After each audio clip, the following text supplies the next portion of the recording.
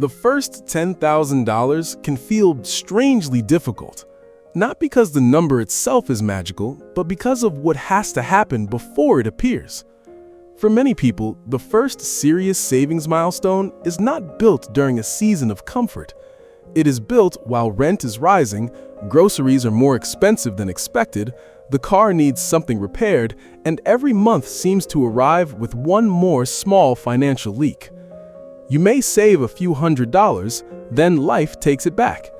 You try again, then a bill arrives. Progress feels slow, fragile, and almost invisible. That is why the first $10,000 often feels harder than the next $100,000. It is not just a money problem. It is a psychology problem, a systems problem, and a math problem all happening at the same time. In the early stage, you are not only trying to accumulate money, you are trying to build the habits, margin, patience, and identity of someone who can hold on to money long enough for it to start working. At the beginning, every dollar is doing multiple jobs. It has to pay today's expenses, protect you from emergencies, reduce stress, and somehow also become future wealth. That creates tension because the first savings layer is usually built from income alone, and income is limited by time. If you save $200 a month, reaching $10,000 takes 50 months, which is more than 4 years before counting setbacks. Even at $500 a month, it still takes 20 months. The math feels painfully slow because every dollar must be earned, kept, and defended. The early stage also has almost no momentum. If you have $1,000 saved and it earns 5% in a year, that is only $50. Useful, but not life-changing. If you have $10,000 earning 5%, that is $500, still modest. But if you eventually have $100,000 earning the same 5%, the annual return becomes $5,000. The percentage did not change, but the emotional experience of the money changed completely because the base became larger. This is one of the least understood parts of wealth building. Compounding is often explained as if it is exciting from day one, but in the beginning it is quiet and almost disappointing. The first phase is mostly human effort. The later phase is where capital begins to share the load. When the balance is small, your behavior matters more than your returns. When the balance grows, your behavior still matters, but the money begins to contribute in a way you can actually notice. There is also a psychological threshold that happens around the first meaningful cash cushion. Before that cushion exists, life feels financially loud. A minor emergency can become a crisis. A delayed payment can cause stress. A surprise bill can erase months of progress. In that environment, decision-making becomes defensive. People often choose what relieves pressure immediately rather than what improves the future, not because they are careless, but because scarcity narrows attention. Once a person has enough saved to absorb a normal emergency, their financial brain changes. The same problem may still be annoying, but it no longer feels like a threat to survival.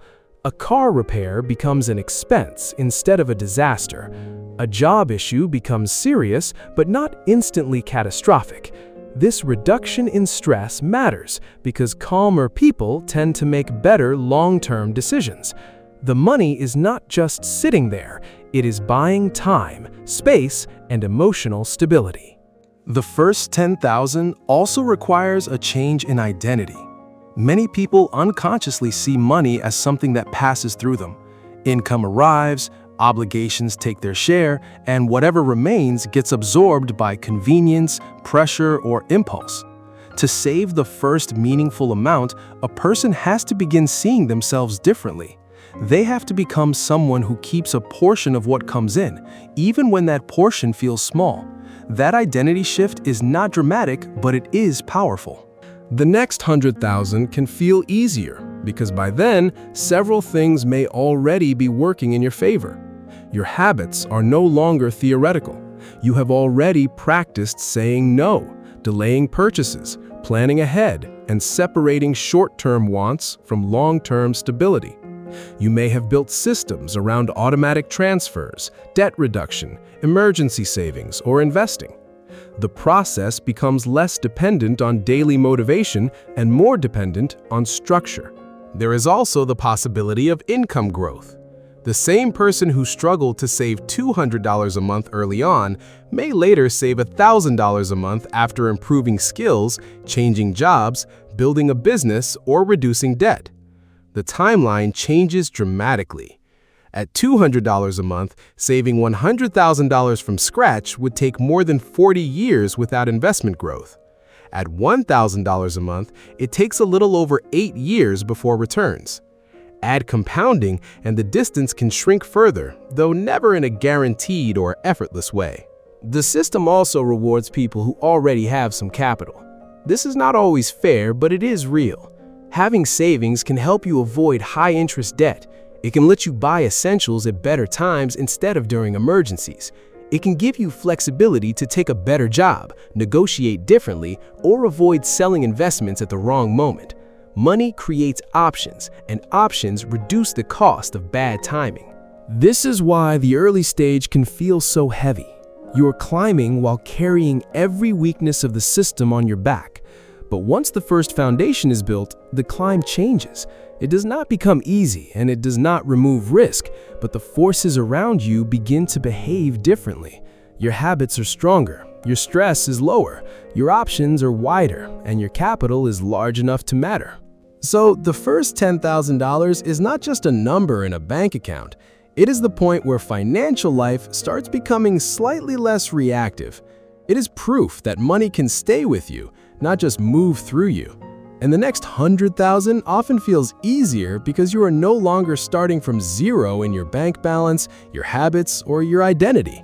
You are building on a base, and in money, the base changes everything.